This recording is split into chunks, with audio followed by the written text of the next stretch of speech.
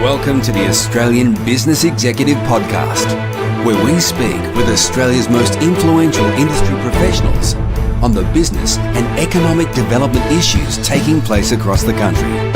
You can stay up to date with all our content, including our magazines, podcasts and videos, by visiting www.theabe.com.au and clicking on subscribe.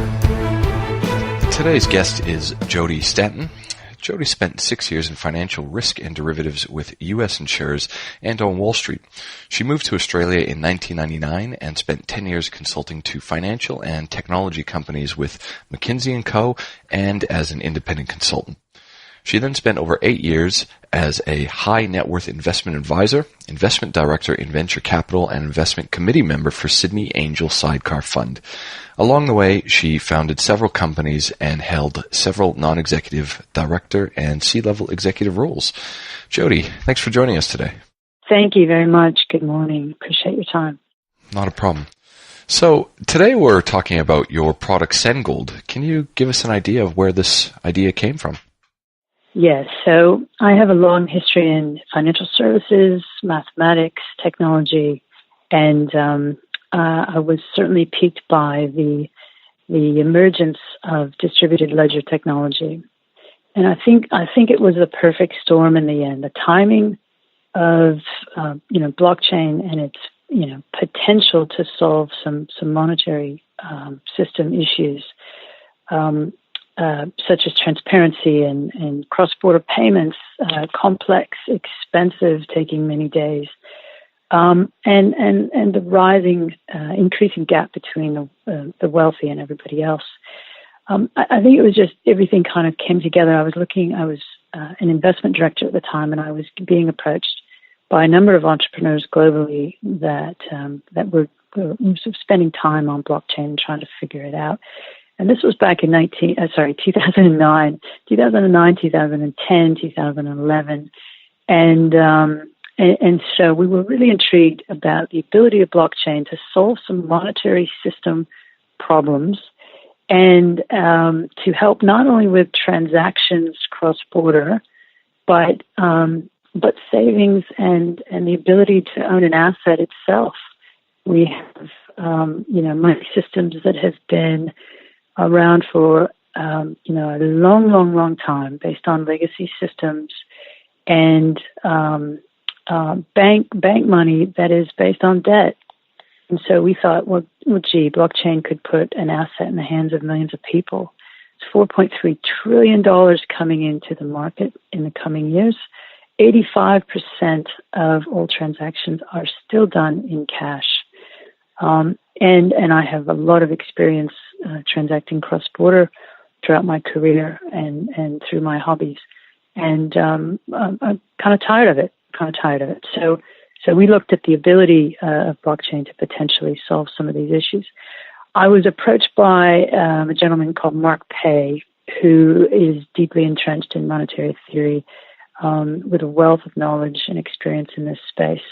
And we started looking at blockchain. And so, back in the day, I was buying Bitcoin with money in brown paper bags and meeting people around corners. And I just wanted to meet the miners and interview them and talk with them. So that's how we started. We were trading Bitcoin before it was cool, and I think we got out of it before everyone else jumped into it. And I think people are starting to learn what we learned a few years back. It's still got a little bit further to go. So then we stepped back and said, okay, well, how can we hold on to what's good about Bitcoin in particular as a currency and fix the things that are not quite right with it? And in particular, we went through 8 law firms globally. We got lawyers at the table. We got regulators at the table. We looked at several jurisdictions in which to operate. We looked at the fees. We looked at all of these things that we could fix. And we came up with SendGold, which is really a hybrid of many things technically. But at the end of the day, it solves the ledger without using blockchain. So currently, We don't rely on blockchain, but we do believe that we now have a digital money platform that that does solve a lot of issues for many people. Being money, it does mean different things to different people, but it's a digital money platform, and we operate in some of the largest markets in the world. So that's the next thing I wanted to ask you. There's going to be a lot of listeners who are going to be unfamiliar with exactly how this works. So can I ask, first of all, SendGold is an app that people are using to transfer gold as a currency. Is that the basis of the product? Yeah, so it'd be good to step back and just talk about what the hell it is, right? So SendGold is it's digital money. We've turned gold back into money. It's at the very top. It's a very, very simple product. You can save it. Our big three use cases for customers and how they're using it, where we're headed with this product is you can save it. It's a hedge against inflation.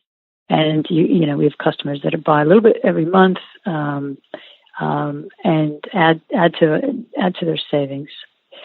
It's an asset. It's an asset that holds its value outside of the banking system, right? It's one of the world's most reliable asset classes. It's well known, and so at the very core, it is a simple asset. We've made it incredibly accessible. We've made it universally accessible, and anyone can buy it. Very low minimums, if any, by most countries, and there's no paperwork. And within 2 minutes, you can sign up and buy gold. It's very simple. But I was going to ask, for someone like me who doesn't come from a financial services background, I understand how the stock market works, where you put in money and you get a share in a company. How does it work when you're, buying a share of gold through an app? How is that securitized, I suppose is my question. Well, I'll correct you right there. It's absolutely not a security. It is not a financial product. It is not a tokenized security that blockchain provides. It is not an ETF. It is not a share. What it is an asset. You own 100% title to your gold.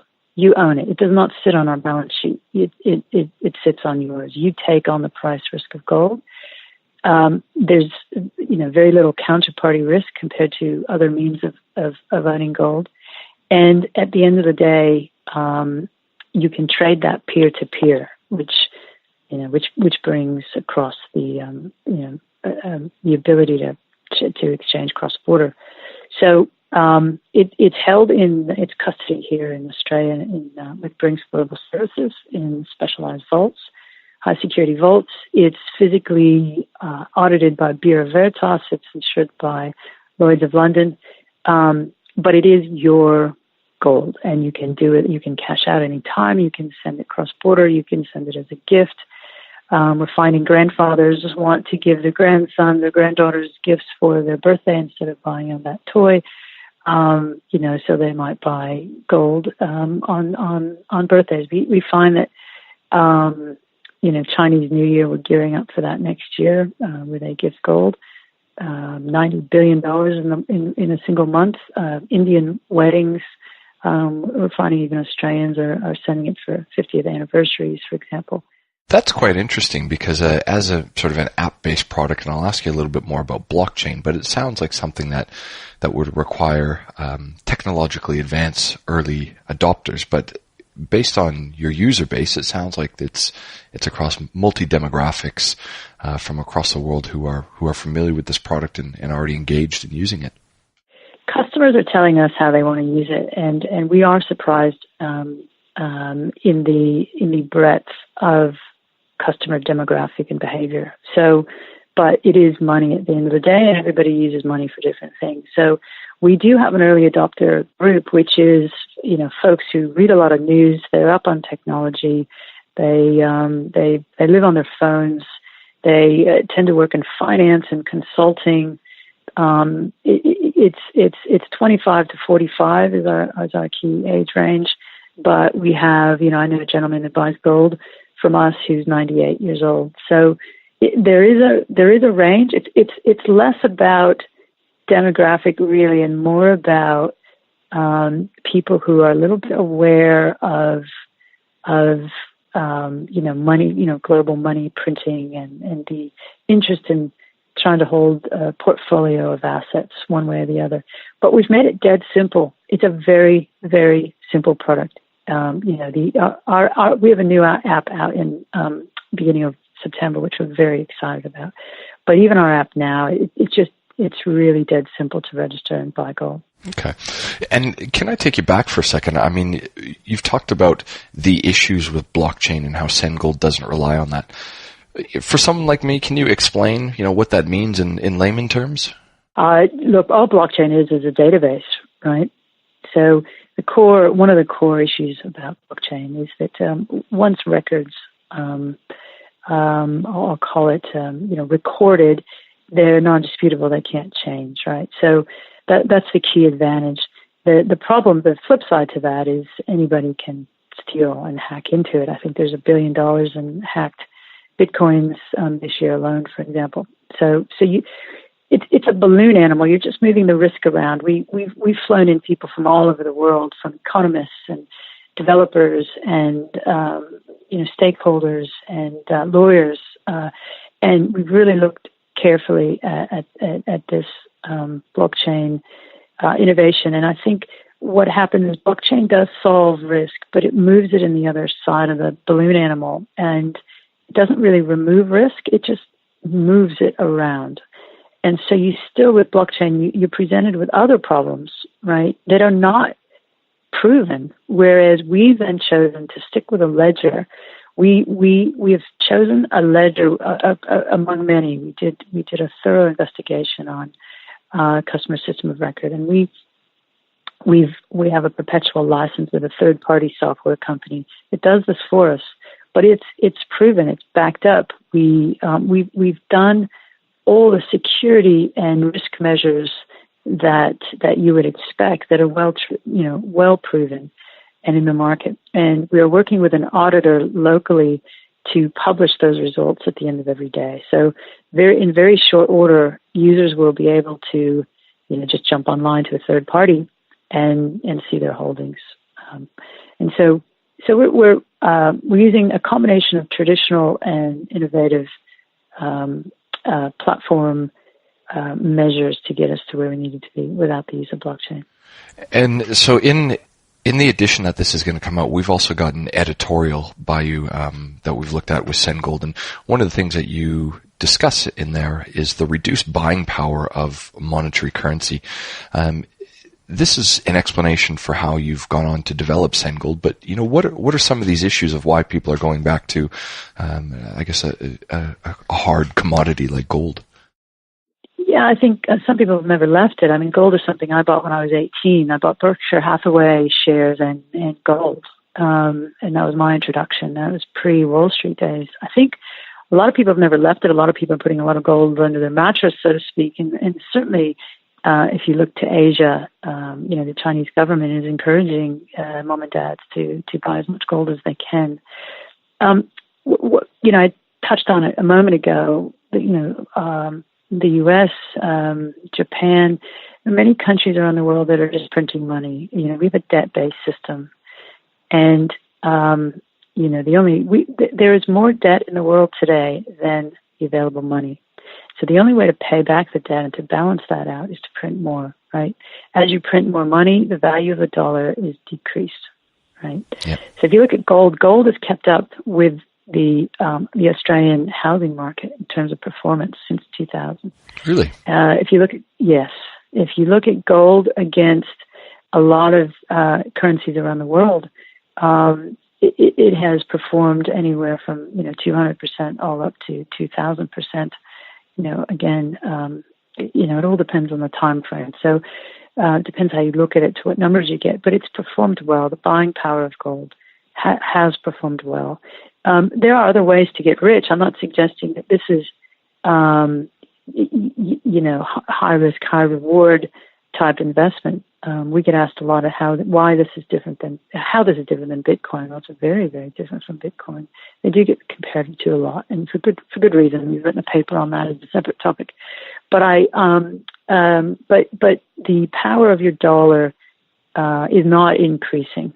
It's not increasing, and so being able to hold a savings account in an asset, particularly it's a long-term asset, and particularly against local currencies in Asia that have not held their purchasing power, and have been devalued and confiscated time and time again.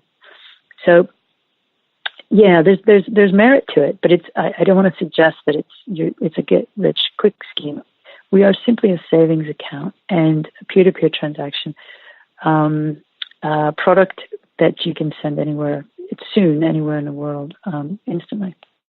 And so Australia isn't exactly the first place that you think of when you consider, cutting-edge app-based financial tools. Is there a reason why you've set yourself up, in Sydney?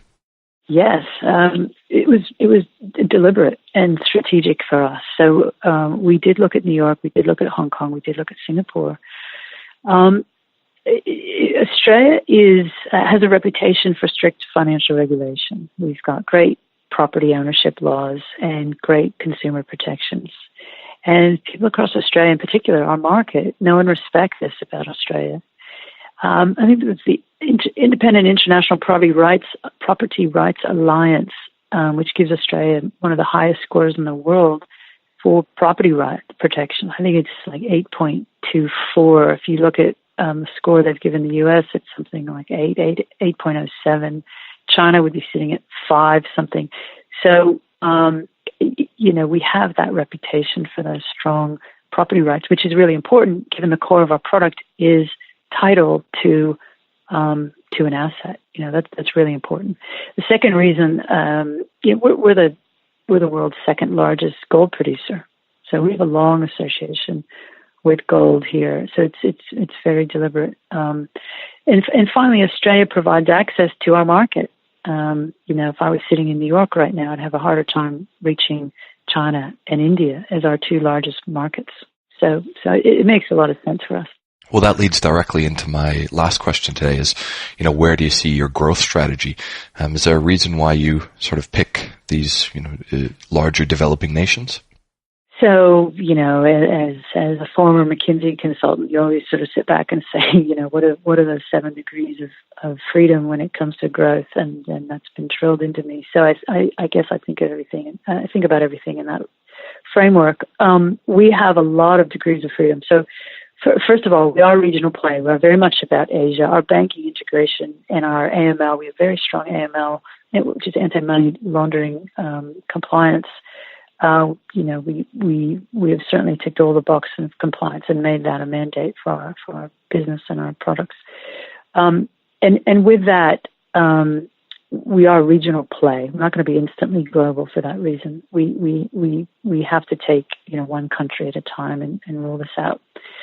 And currently we're in one form or another in 9 countries, and that's home to 43% of the world's population. Right. So geography is one of those degrees of freedom, I suppose, that we can grow on.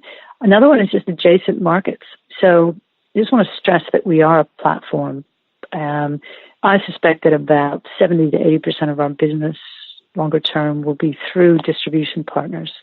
And so with that, we're jumping into, as a platform, we have what's called a gold as a service. We have APIs there that jump into a number of some of the largest trending sectors of today. We're in mobile payments, cross-border remittances, peer-to-peer transactions. We're in online gifting, social gaming, rewards. We've signed up a number of distribution partners right now. For example, the globe's largest cloud-based rewards platform called Global Reward Solutions, serving some of the top blue chips out of the U.S. And around the world, global companies. So India and China and Australia are the countries we've opened up with them. Initially, we just signed on a U.S. social gaming platform to incorporate gold inside of their social gaming, for example. We've built our own Gold Rush, which is it's a separate app, but it was about how do we innovate in gamified customer acquisition? How do we get people talking about our product without a high acquisition fee? And we've built and launched something called Gold Rush, which is based on Pokemon Go. It's a location game, and we can put gold anywhere in the world within about 4 hours' notice, and run a gold rush and have people, run the media and have an event where people are running around looking for gold. Gold gets automatically placed in their SendGold account if and when they find gold. So, and we have a whole stream of work there. We are talking to neobanks globally. Very exciting space for us, the digital bank, right? And of course, we will someday head back into blockchain lands. We certainly have very specific views on where we are going there. We are forced to be a bit patient, and we will be a bit more patient this time than we were the first time around in 2015. And we know exactly what our plans are there. And so there's a lot of room in adjacent markets for us to play in, which is really exciting. And then we're, in terms of the product itself, another degree of freedom, I suppose, but interest-bearing gold accounts, a way to spend gold at any merchant. And so we've got a lot. We've got a full technology roadmap, but it's finite and it's achievable, and it's very well planned out. So we're very excited about our growth. And what we did is we looked at overseas models. We're not the first ones to try to digitize gold. There's gold mining out of the U.S. We looked at them for inspiration. There's Glint out of the U.K. So there's a couple around, and we've looked really carefully at them, and then we've improved upon them with what we think are very compelling competitive advantage over them, such as our peer-to-peer, our jurisdiction, our compliance, our platform play, the liquidity, and any currency in the outright ownership model. So we've gone through and improved upon it in a number of ways that we think we're going to remain sustainably competitive into the market moving forward. Excellent. Jodi, that's really insightful. Thanks very much for your time today. Appreciate your time as well. And I hope everyone who listens to us goes and jumps on SendGold and SendGold.com, downloads the app, and buys a tiny piece of gold. I'm sure they will. Thank you very much. No worries. I appreciate the time. Have a good day.